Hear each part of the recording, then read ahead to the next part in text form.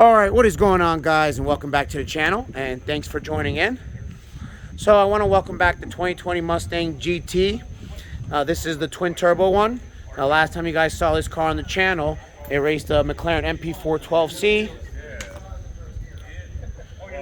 So now he's back for some more action, and just a little recap of what's done to this car. He's just on a Hellion twin turbo kit with 62, 66 turbos. Everything else is stock on the car. The exhaust system, the fuel system.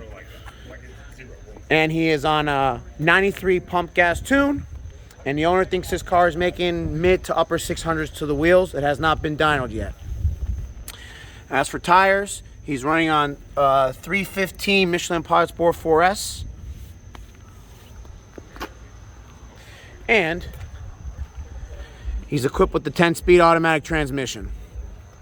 Now, last time I said this car weighed around at least 3,800 pounds, but actually this car weighs a lot more than I thought, with the subwoofer and extra sound deadening and the turbo kit. So he actually weighs just a little over 4,000 pounds.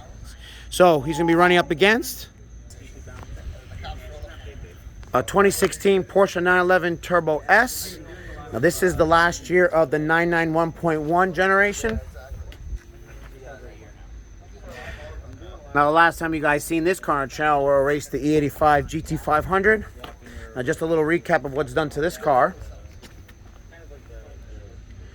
It's a complete full bolt-on car with exhaust system, intercooler kit, wide pipe intake plenum, and he's running on 93 octane with meth injection.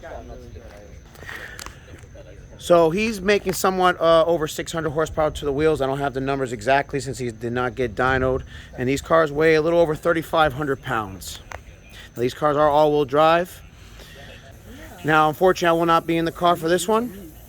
So I'll be throwing the GoPro on the roof. So let's see how it goes.